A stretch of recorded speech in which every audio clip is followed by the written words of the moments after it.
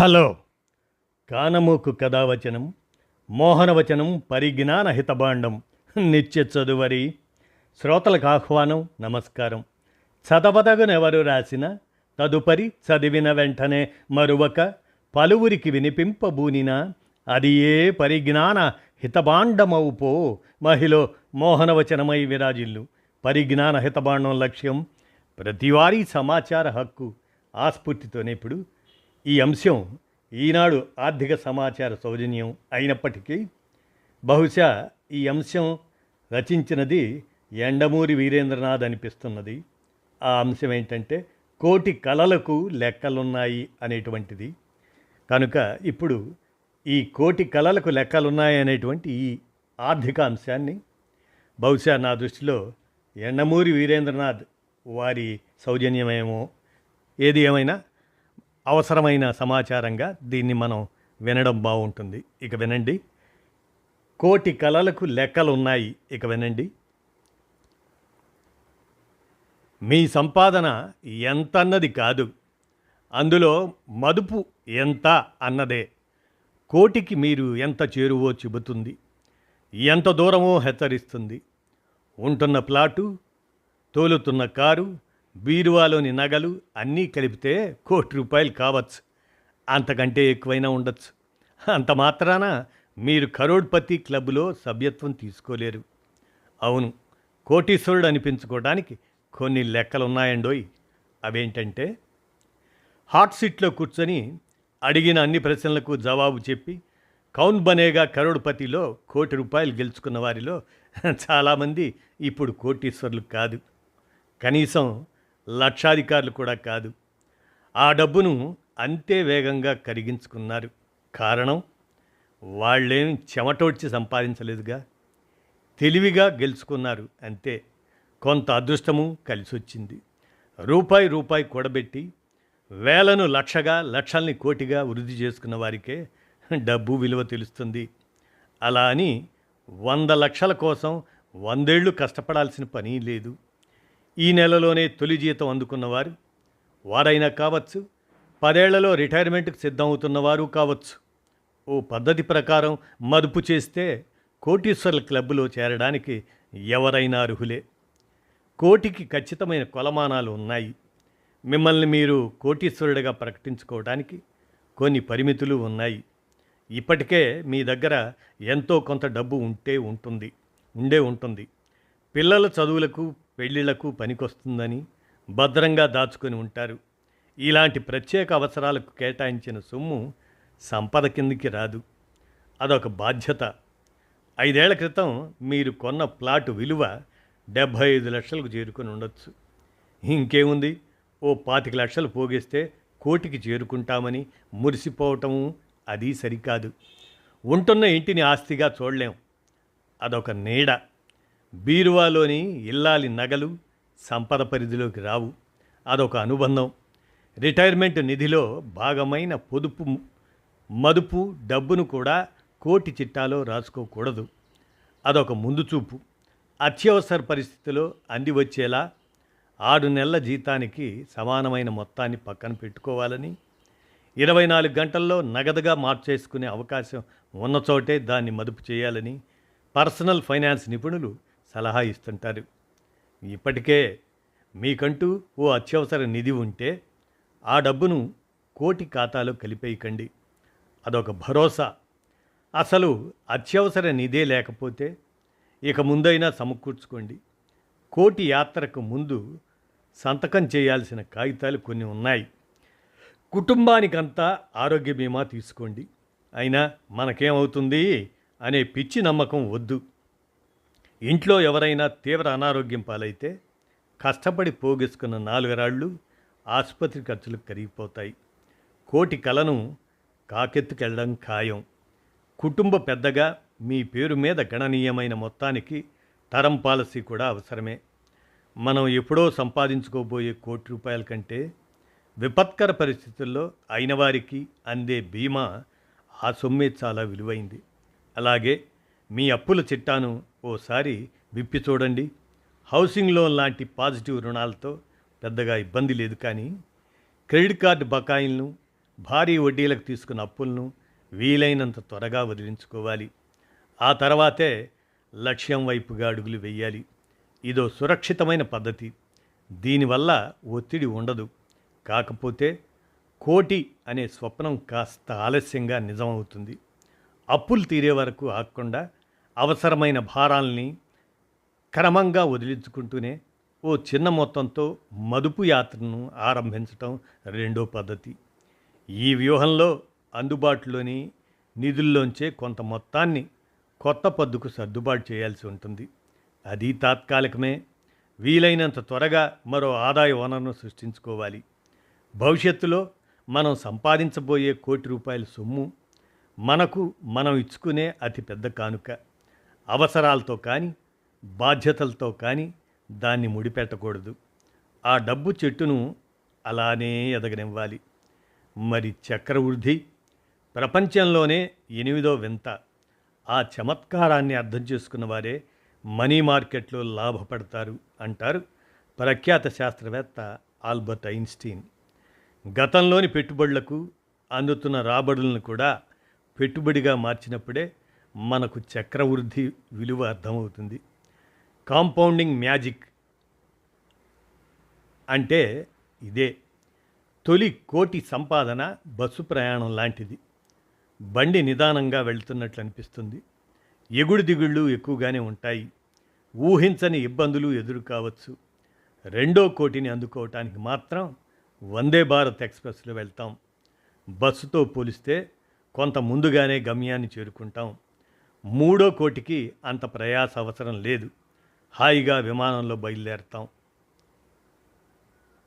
కాబట్టి తొలి దశలో ఓపిక అవసరం, ఆశావాదం ఉండాలి. ఓ అంచనా ప్రకారం క్రమం తప్పకుండా నెలకు 21,250 చొప్పున ఇన్వెస్ట్ చేస్తూ వెళితే 12% వార్షిక రాబడితో 8 ఏళ్లకు ఆ మొత్తం 33,76,000 అవుతుంది. అలా అని ఇంత చేసి మూడో వంతు మజిలీని చేరుకున్నామా అని నిరాశపడాల్సిన పని లేదు. ఇక్కడి నుంచే చక్రవృద్ధి చకచక వేగం పుంజుకుంటుంది. ఇంకో 4 ఏళ్లలో అక్షరాల 66,24,000 అందుకుంటారు. మరో 3 ఏళ్ళు కళ్ళు మూసుకుంటే 15వ ఏడాది ఆ చివరి నాటికి కోటీశ్వరులు అవుతారు. ఇప్పుడు మీరు ₹1,02,00,000కు అధిపతి, కరోడ్పతి క్లబ్లో గౌరవ సభ్యులు. ఇక్కడ కొన్ని షరతులు వర్తిస్తాయి. జాతీయ అంతర్జాతీయ పరిణామాలు మార్కెట్ను తీవ్రంగా ప్రభావితం చేస్తాయి. ఆ హెచ్చుతగ్గులు మన సంపత్తోనూ ఆడుకుంటాయి. దీంతో కొన్నిసార్లు గడువులోపు గమ్యాన్ని చేరుకోలేకపోవచ్చు. అయినా సరే వెనక్కి తగ్గకూడదు. క్రమశిక్షణ తప్పకూడదు. మదుపు కూడా ఆపకూడదు. కొంత ఆలస్యమైన కోటికి చేరు కావటం పక్కా అని బలంగా నమ్మాలి. ఆ ప్రయత్నంలో ఉపకరించే కొన్ని సూత్రాలు ఏంటంటే 15-15-15 ఇది రూల్. అంటే ప్రతి నెల 15,000 చొప్పున మదుపు చేస్తే 15% రాబడితో ఆ మొత్తం 15 ఏళ్లకు కోటికి చేరుకుంటుందన్నమాట. ఇక రెండో రూల్ ఏంటంటే 7-14-21. ఇది ప్రతి నెల 7,000 చొప్పున మదుపు చేస్తే 14% రాబడితో ఆ మొత్తం 21 ఏళ్లకు కోటికి చేరుకుంటుంది. ఇది రెండో ప్రిన్సిపల్. ఇక మూడో రూల్ ఏంటంటే 10-12-20. ఇది ఎట్లా అంటే ప్రతి నెల 10,000 చొప్పున మదుపు చేస్తే 12% రాబడితో ఆ మొత్తం 20 ఏళ్లలో కోటికి చేరుకుంటుంది. ఇక ఇంకో రూల్ ఏంటంటే 80-15-28. ఇది రోజువారీ లెక్కింపు అన్నమాట. రోజుకు ₹80 చొప్పున అంటే నెలకు ₹2,400 మదుపు చేస్తే 15% రాబడితో ఆ మొత్తం 28 ఏళ్లలో కోటికి చేరుతుంది. మరి ఇంకో రూల్ ఏంటంటే 1.20-12-5. ఇదేంటంటే తక్కువ కాలంలోనే కోటి మైలురాయిలను దాటాలనుకునే వారికి ఉపయోగపడే సూత్రం ఇది. ఇది ఎట్లా? నెల 1,20,000 చొప్పున మదుపు చేస్తే 12% రాబడితో 5 ఏళ్లలో కోటికి చేరుకోవచ్చు. Systematic investment plan, bank fixed డిపాజిట్లు, పోస్టాఫీస్ పొదుపు పథకాలు, డెట్ ఫండ్స్ ఇలా మన రిస్క్ సామర్థ్యాన్ని బట్టి మదుపు మార్గాన్ని ఎంచుకోవచ్చు. ఎంత త్వరగా పరుగు మొదలు పెడితే అంత సురక్షితం, అంత వేగంగా గమ్యాన్ని చేరుకుంటాం. ఆర్థిక యాత్రలో వడివడిగా అడుగులు వేసేవారితో పోలిస్తే అందరికంటే ముందే ప్రయాణాన్ని ప్రారంభించిన వారే ఎక్కువ లాభపడతారు. విశ్వకుబేరుల్లో 90% మంది తిరుగులేని ఆర్థిక ప్రణాళికతోనే ఆ స్థాయికి చేరుకున్నారు. ఎంత ఇన్వెస్ట్ చేస్తున్నాం, ఎంత కాలం కొనసాగించాం, వృద్ధి రేటు ఎలా ఉంది, ఇలా మొత్తంగా ఈ 3 అంశాలు మనం ఎంత వేగంగా లేదా ఎంత నింపాదిగా కోటికి చేరుకోగలం అన్నది నిర్ణయిస్తాయన్నమాట. ఆలోచన బాగుంది, ప్రణాళిక సిద్ధంగా ఉంది, ఇక మిగిలింది ఆచరణే. 1వ తేదీన జీతం గంట మోగగానే సంపాదనలో కనీసం 30% కోటి నిధికి మళ్లించాలి. మిగతా డబ్బునే ఇంటి ఖర్చులకు, ఇతర అవసరాలకు కేటాయించుకోవాలి. వృధా తగ్గించుకోవాలి, దుబారా వదిలించుకోవాలి. అయినా బడ్జెట్లో లోటు కనిపిస్తే ఎలా పూడ్చుకోవాలన్నది ఆలోచించాలి. వృత్తి నైపుణ్యాన్ని పెంచుకోవటం, కొత్త ఉపాధి అవకాశాలను సృష్టించుకోవటం, అభిరుచుల్ని రెండో సంపాదనగా మార్చుకోవటం, ఇప్పటికే ఉన్న స్థిర చరాస్తుల ద్వారా ఇంకొంత రాబడిని అందుకునే మార్గాల్ని ఆలోచించటం. ఇలా మనసుంటే ఆదాయాన్ని పెంచుకునే చిట్కాలు అనేకం. కోటి అనే ప్రణాళిక సామాన్యులకు సాధ్యమే. ఓ అంచనా ప్రకారం నెలకు 5,000 ఇన్వెస్ట్మెంట్తో మొదలుపెట్టి ఏటా 10% పెంచుకుంటూ వెళ్తే 12% రాబడితో ఆ మొత్తం 20 ఏళ్లకు ₹1,00,00,000 అవుతుంది. దీన్నే స్టెపప్ ప్లాన్ అంటారు. బోనస్ రూపంలోనో వారసత్వంగానో అదనపు డబ్బు చేతికి వచ్చినప్పుడు అందులోంచి కొంత మళ్లించుకోవటం ద్వారా సంపద విలువను మరింత పెంచుకోవచ్చు. గడువుకు ముందే గమ్యాన్ని చేరుకోవచ్చు. ఇక కోటీశ్వరుడు 02 ఇది ఎట్లా అంటే 5 ఏళ్లకో 10 ఏళ్లకో 15 ఏళ్లకో మన కోటి కల నెరవేరి తీరుతుంది. కోటీశ్వరుడి హోదా కూడా దక్కుతుంది. అలా అని అక్కడే ఆగిపోకూడదు. బీరువాలో దాచుకునో సేవింగ్స్ ఖాతాలో చూసుకుని మురిసిపోకూడదు. ఉన్న చోటే ఉన్న డబ్బును ద్రవ్యోల్బణం కొండ చిలవలా మింగేస్తుంది. ఒకటి పక్కన సున్నాలు ఒక్కొక్కటిగా కరిగిపోతాయి. మనం కొద్ది కొద్దిగా పేదవాళ్ళం అయిపోతాం. ఆ చెడు ప్రభావాన్ని తట్టుకోవడానికైనా మదుపు ప్రయాణాన్ని కొనసాగించాలి. నిజానికి మన ఆర్థిక విజయాలు తొలి కోటి తర్వాతే ఊపందుకుంటాయి. ఆ క్రమశిక్షణ మన మైండ్ సెట్ను మార్చేసి ఉంటుంది. బఫెట్ను మనసులోకి ఆవాహన చేసుకొని ఉంటాం. అప్పటికే అవసరాలకు, విలాసాలకు, దుబారాలకు తేడా తెలుసుకుని ఉంటాం. సకల షోరూములు ఉన్నా ఆ మాలకు తీసుకెళ్ళినా సరే అనుకున్న బడ్జెట్కు మించి అదనంగా ₹1 కూడా ఖర్చు చేయనంత నిగ్రహం వంటబట్టి ఉంటుంది. అత్యవసరమైతే తప్పించి క్రెడిట్ కార్డును వినియోగించకూడదనే వివేకం సొంతమై ఉంటుంది. ఏ మార్గం దీర్ఘకాలంలో స్థిరమైన రాబడిని అందిస్తుందనే స్పష్టత వచ్చేసి ఉంటుంది. ఆ అనుభవం చాలా విలువైంది. ఏ పుస్తకం నేర్పనిది, ఏ మనీ గురువు బోధించింది అది. నిన్నటి వరకు ఒకటే లక్ష్యం ₹1,00,00,000, ఇప్పుడు 2 లక్ష్యాలు. ఆ సంపదను జాగ్రత్తగా కాపాడుకోవటం, ఆ కోటి మరిన్ని కోట్లను పొదిగేలా చూసుకోవటం. 0 నుంచి కోటికి ఎదిగిన వారికి అదో సమస్యే కాదు. జాగ్రత్తగా అడుగేస్తే, మార్కెట్ కూడా సహకరిస్తే కోటి 2 కోట్లు కావటానికి 6 ఏళ్ళు సరిపోతుంది. 3వ కోటికి మరో 3 ఏళ్ళు, 4వ కోటికి ఆ పైన 2 ఏళ్ళు చాలు. 5వ కోటికి పట్టే సమయం ఏడాది పైచిలుకు మాత్రమే. ఓ స్థాయి తర్వాత డబ్బే మరింత డబ్బును పొదుగుతుంది. పెట్టుబడుల్ని కదిలించకుండానే నెలలా ఓ పెద్ద మొత్తాన్ని రాబడిగా అందుకోవచ్చు. అయినా సరే మునపట్లానే పరిగెడతామా, నింపాదిగా నడుస్తామా అన్నది మన ఇష్టం. లాభాల సొమ్మును ఖర్చు చేసుకుంటామా, మళ్ళీ మదుపు చేస్తామా అన్నది మన నిర్ణయం.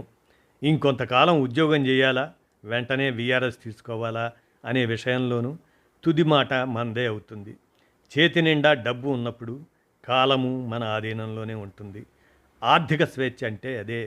కోటికి కోటి వందనాలనే క్రమంలో మనం తెలుసుకోవలసినటువంటి విషయాల్లో మన ప్రధాన శత్రువులు ఏంటంటే, కోటి కలలు చాలామందిని ఊరిస్తుంటాయి, కానీ కొందరే ఆ చిటారు కొమ్మను చేరుకుంటారు.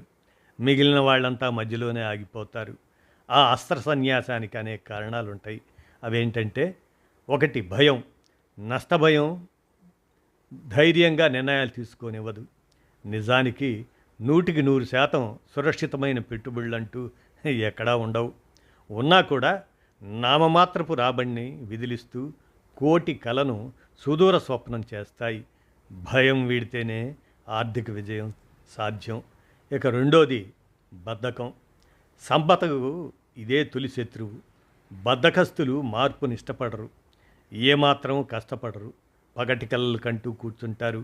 సరైన సమయంలో సరైన నిర్ణయం తీసుకోరు. ఆర్థిక యాత్రలో ఇంత నిర్లిప్త పనికిరాదు. ఇక దురలవాట్లు ఉంటాయి.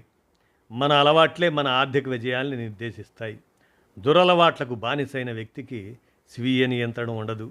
ఉన్నదంతా వ్యసనానికే ఖర్చు చేస్తాడు.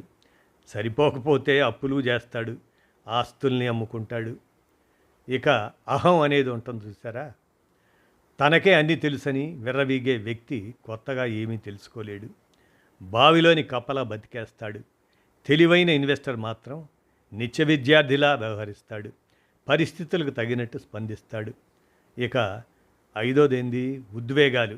సమర్థుడైన మదుపరి ఉద్వేగాలను అదుపులో ఉంచుకుంటాడు.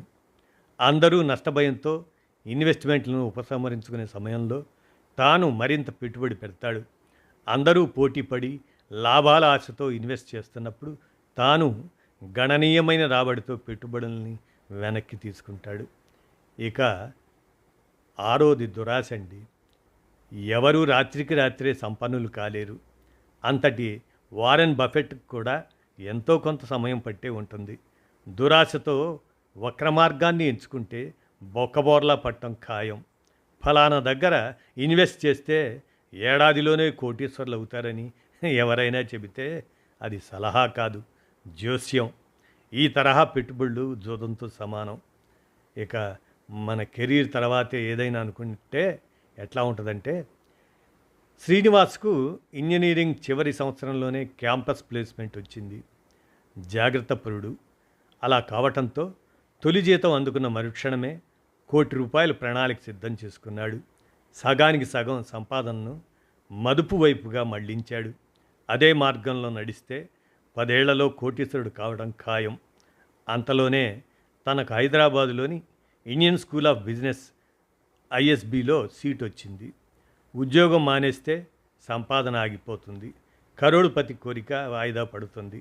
అలా అని ఐఎస్బి సీటును వదులుకుంటే కెరీర్లో చాలా కోల్పోతాడు. కొత్తగా కోటి కలలు కంటున్న వారికి ఏదో ఓ రూపంలో ఎదురయ్యే సమస్యే ఇది.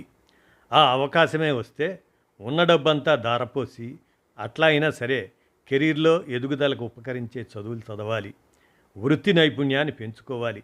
కొత్త అర్హతలతో సరికొత్త అవకాశాలు వస్తాయి. ఆ తర్వాత ఏకంగా 10 కోట్ల ప్రణాళికను రాసుకోవచ్చు. ఇక అలానే